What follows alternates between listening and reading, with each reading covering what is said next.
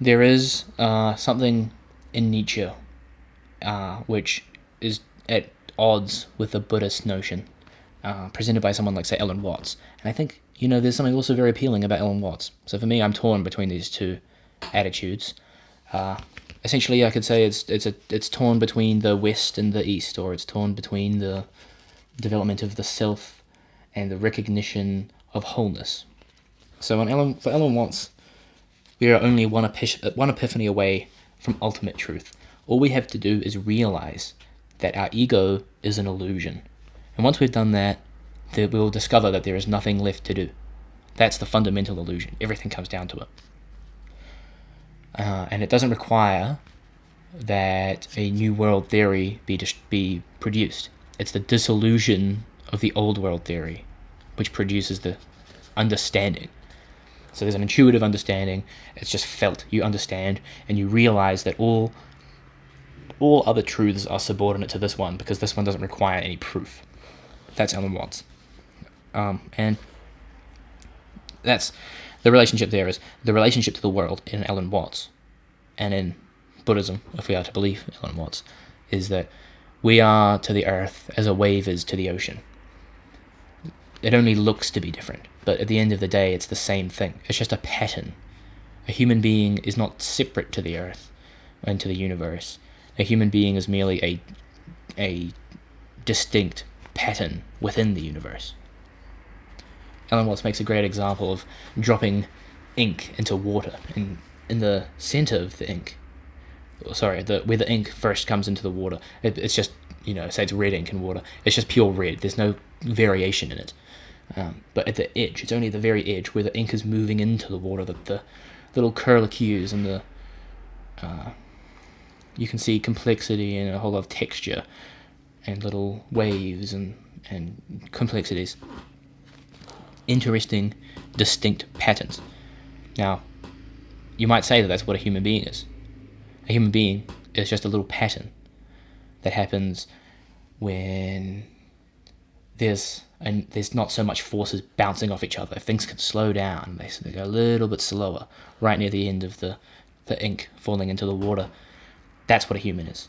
It's in that little tiny space where incredible detail can actually be perceived. But at the end of the day, nothing different is actually happening at the area in the ink where we see the patterns than in the area where we don't see the patterns. It's the same process. There's still atoms hitting each other. But from an observer's point of view, where the ink first came into the water is of no interest because it doesn't look any different. It's just pure red. Who cares? But at the edge, where we see the curlicues happening, that's what brings our attention. It's kind of like a fire, You don't so much look right into the heart of the fire because you can't really see that much movement if it's a big fire. You look at the flickering flames. We like to see the movement. It sort of dances. And that's what we're interested in. And that's maybe, if we follow Ellen Watts, maybe that's what we are. We are just those dancing, flickering, distinct, distinguishable entities. And of course that is very different to Nietzsche, because for Nietzsche there isn't merely one realization to be had before we can achieve, the perfect life, enlightenment, or whatever Nietzsche's goal is. It certainly can't be attained all at once. Nietzsche is very demanding of us, he thinks. He wants us to live in a way that we love fate. He wants us to imagine that at the end of our life, we are not consumed by the world again. We are not a drop of water returned to the ocean.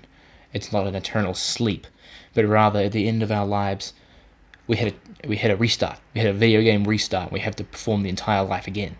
And we have no way to choose. We are unable to choose any different form of life. We must live the life that we lived over and over and over. So Nietzsche tells us, he asks us, he says, can you live that way? Can you live in a way that you would be happy to live it exactly that way over and over again for eternity? And that's Nietzsche's goal, which obviously doesn't square with Alan Watts' goal. Or perhaps it does. But for Nietzsche, well, let's say, I think Alan Watts would maybe say that if I had to live over and over again, surely I don't think he would have any fear of that once he had his realization.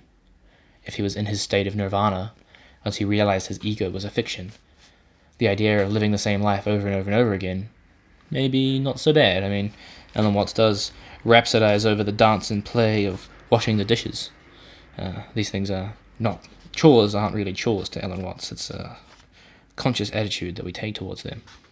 But for Nietzsche, there are certainly goods and bads out there in the world, and there are lives which we love and lives which we despise. And we ought to live in a way that we can love our lives so much that, like a child hearing a great song for the first time, as soon as it's done, they scream, "Again, play it again, I must listen to it again." And that's Nietzsche. He wants us to have that attitude towards life, towards our specific life. Live in a way that we can have that enthusiasm, desperately calling out again from the beginning. And to do that, to love fate, we must live to the point of tears, to quote Camus. We have to also embrace suffering. So live to the point of tears. Live so hard it brings you to tears. Confront reality so directly that it hurts. And it's only by doing that, only by staring straight into the abyss and not wavering, that we'll create something of meaning and something of beauty and something that will justify us and make us want to live our lives again. Imagine staring straight into the most challenging, staring straight up at Goliath and defeating him. What a story to live over and over and over. We have to set ourselves a task so grand that no amount of time will make us feel like Sisyphus pushing our rock up the hill. So for Alan Watts, death, understanding death. Both Alan Watts and Nietzsche are philosophers who are very much aware of death. And, really, any philosopher who isn't aware of death and doesn't try and bring the relevance of death into their philosophy, I think that philosopher will not be a voice for the modern world. Because that's really what we're dealing with. We are dealing with a revision and a change in worldview that has allowed us once more to confront death. The pre-Socratic Greeks confronted death in a tragic way. They swam straight towards it. They set themselves unassailable tasks. There's no way they could possibly accomplish it, and yet they went out on the journey because that's what life was to them.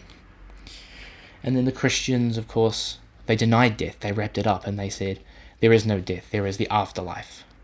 This life is a mere illusion. And of course that has come to its end, and now we face the question of death with open eyes. Because for the Christian of yesteryear, or yestercentury, or 2 centuries ago realistically, death was not what it is for us. Death for us is the end. But death for the Christian is not the end. So now we are in a unique position where we are actually facing our end. And it is not a mere illusory end. It is the real, final, and ultimate end. So you understand this difference here, this relationship to death between Watts and Nietzsche. Where for Alan Watts, if we can... To understand death, it means releasing the illusion. As soon as we give up our ego fully, we will understand death, because it's like death. The death of the ego is no different to the death of the body in terms of the experience. We no longer have a life to hold on to if we don't feel ourselves to be separate. There's no us. There is no me to hold on to my life. There is this distinction that we create here between myself and my body. We have a whole catalogue of different concepts which we store under the heading of ego, but which are not at all the same, and we jump between them constantly. So perhaps understanding death does just mean releasing that ego illusion. But then there is another way of approaching death, which we get from Nietzsche, which is that we recognize that death is the end, and there is no other life to justify it. Our actions here will not be rewarded or punished afterwards. We must act. We must create a fate which we love. And so, for Nietzsche, understanding death was an imperative to urgent creativity. We must overcome the dying of the light. We must rage into the dying of the light. So, at the precipice of death, we must sing and write poetry and dance and battle, because that is life. And death is the end. So we must make as much use of this opportunity that we have. Whereas for Alan Watts, this is not a unique opportunity. It's an illusion. To suggest that our death will be the end is an illusion. So yeah, that's what we're at. Should we rage against the dying of the light, or should we embrace it with love? These are antithetical views. And there's a criticism which can be made of either one. Because running towards suffering against death can be considered life denial. So Nietzsche, when he runs at the abyss, he stares straight into it. He denies death. He rages into the dying of the light. But he's denying death. He's denying the world. He's trying to perpetuate his ego forever. But then for Alan Watts, if we run towards death, if we sacrifice our ego prematurely, then we have no impetus for creativity, and no life. There is no life. If we are all manifestations of Vishnu in his dreams, and we realize that, then the dream is done. If we are merely convincing ourselves, if we are all really the same dreaming God playing a role in this life for the sake of entertainment, then why would we want to break the illusion? We have created the illusion for ourselves. This is something that we do on purpose. So both can be seen as a denial of life. And I really can't draw a conclusion, but it's certainly the case that both of these thinkers are giving us concepts, giving us a new way of feeling and thinking about death. But the tension is quite something. And I think that it's only by resolving this tension that we can move forward, because we are at the precipice of a new generation. And the new generation is going to have to resolve this issue. We have to approach death in a new way. And these two, I think, are really... I can think of no one else who has given us the tools with which to confront this issue than Alan Watts and Friedrich Nietzsche.